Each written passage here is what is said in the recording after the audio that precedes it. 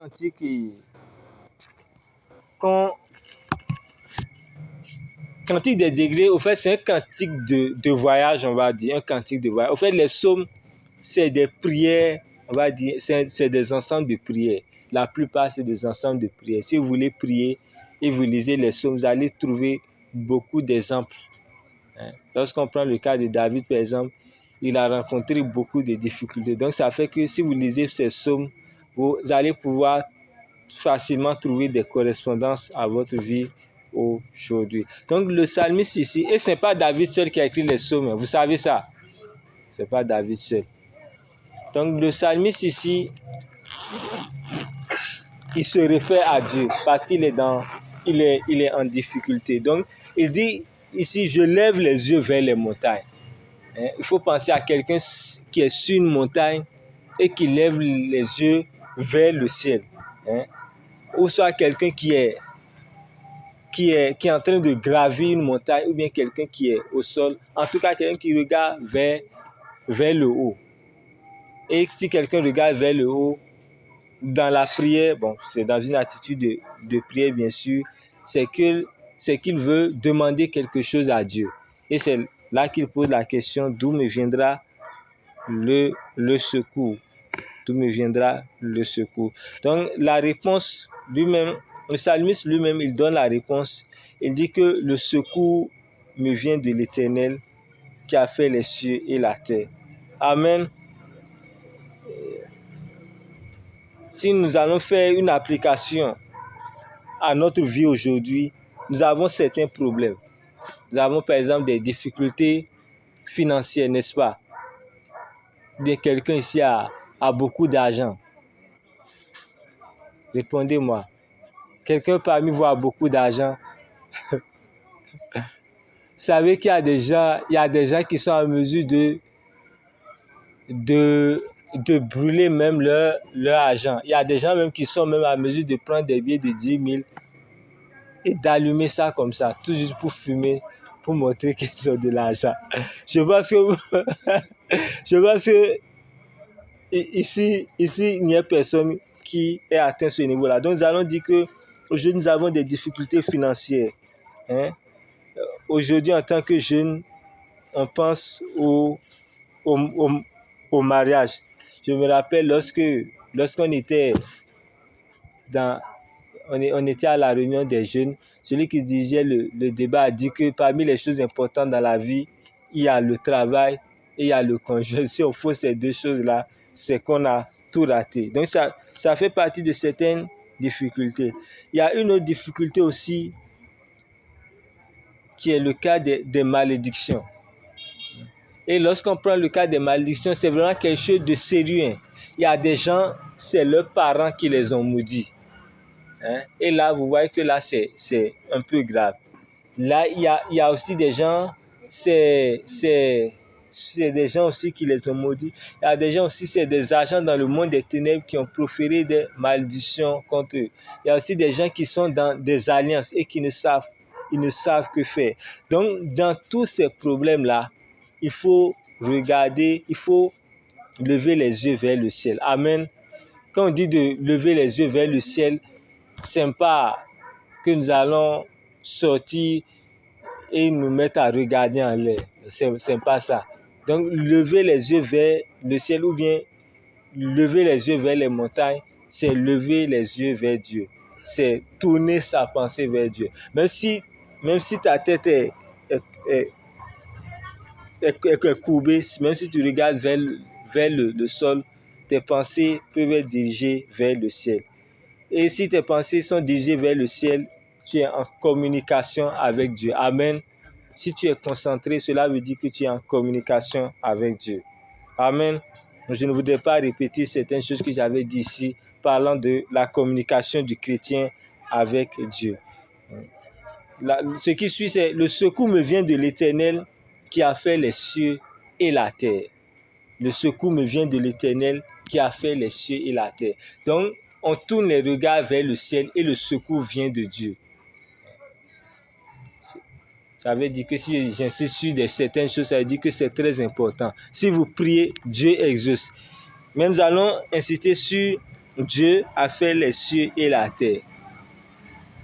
Pour vous amener à voir dans le fond que lorsqu'on parle de la création de la terre, est-ce que les scientifiques ont pu déterminer la date de création de la terre?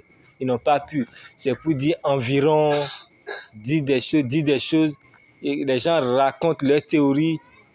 Malgré le développement de la science aujourd'hui, malgré les techniques de datation aujourd'hui, aucun scientifique ne peut dire avec certitude que c'est en telle période-là que la Terre a été créée. C'est pas possible. Et lorsqu'on prend le cas des cieux, les cieux, lorsqu'on parle des cieux, il faut voir plus loin. Il y a le ciel que nous voyons comme ça, il y a les étoiles. Il y a les étoiles, il y a le ciel, la lune, il y a les astres. Tout ça là, c'est Dieu qui a créé ça et c'est Dieu qui les maintient. Excusez-moi pour ce que je vais dire. Est-ce que vous avez entendu une fois que la lune est tombée sur la terre? Ou bien le soleil est tombé sur la terre? Le soleil est tombé sur la terre quand?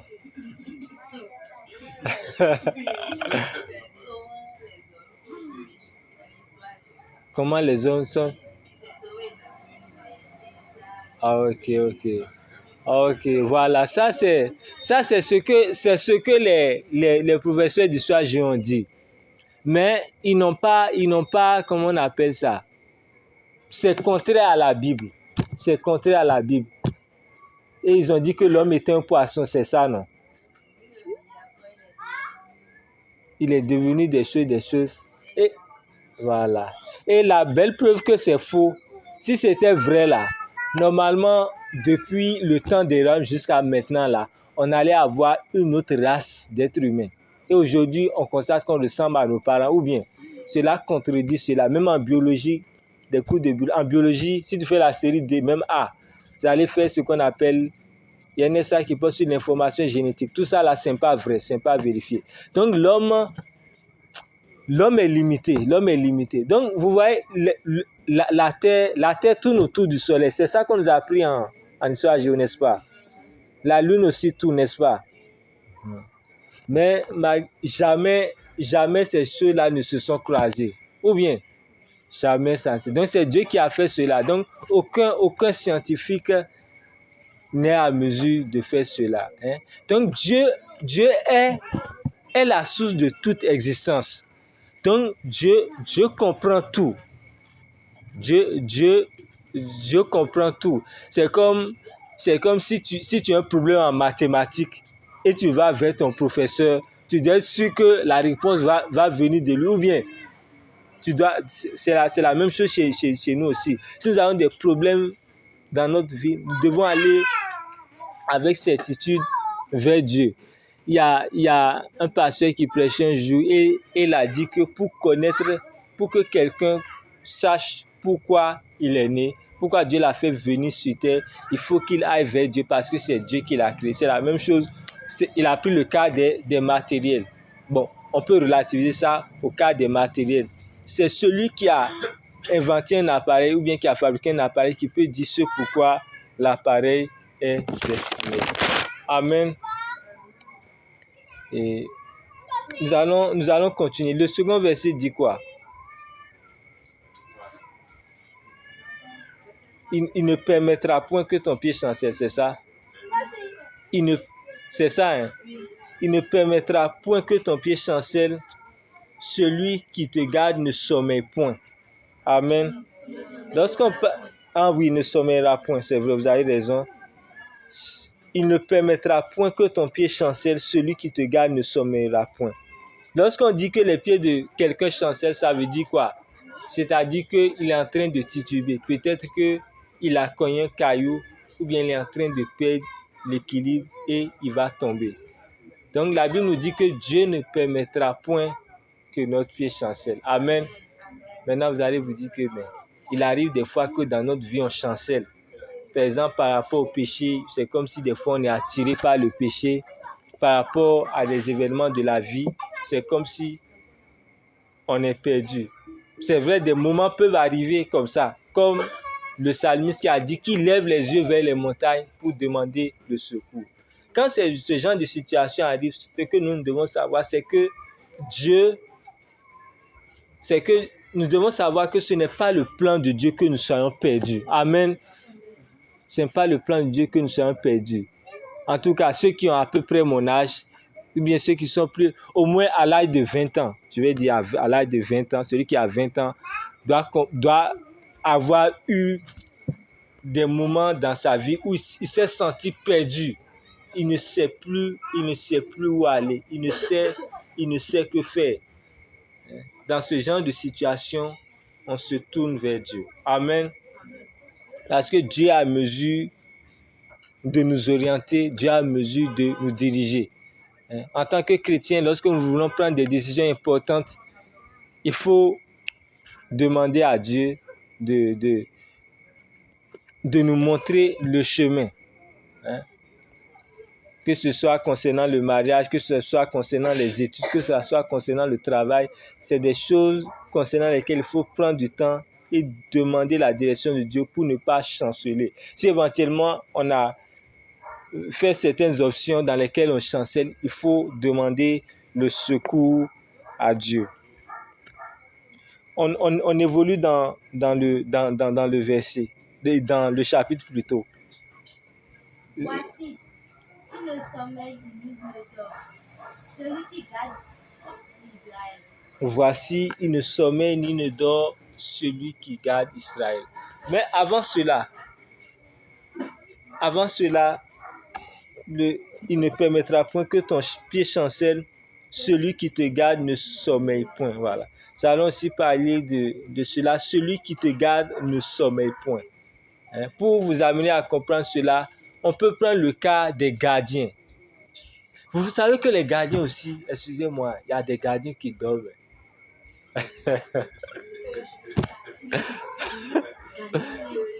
Il y a des gardiens qui dorment. C'est que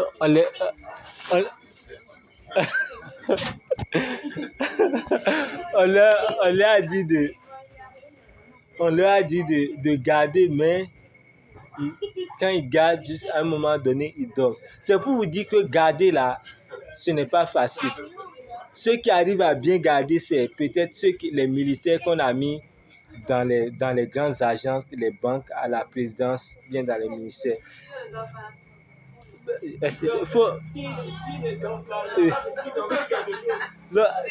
En fait, leur garde là, c'est pointant. C'est pointant. Quand ils restent là un temps, à un moment donné, quelqu'un vient les remplacer. Si on prend par exemple le cas de la présidence maintenant, bon, je ne connais pas le cas d'ici, mais je sais qu'au Burkina, il y a des gens qui sont positionnés comme ça. Ils doivent rester là durant un certain nombre d'heures.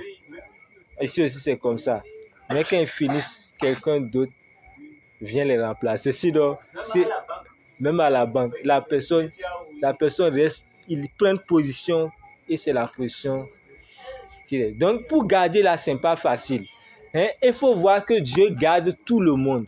Dieu garde tout le monde. Dieu prend soin de tout le monde. Mais Dieu ne se fatigue pas. Certains se demandent si avec tous les gens qui se trouvent sur terre là, est-ce que Dieu même peut se rappeler d'eux? Donc Dieu peut se rappeler de nous, ou bien Dieu se rappelle de nous. Dieu peut combattre pour tout le monde individuellement. Dieu sait par exemple que tu cherches du travail. Dieu sait par exemple que tu veux suivre une formation. Dieu sait que tu es en train d'étudier.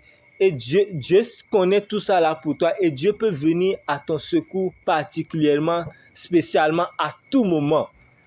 À tout moment.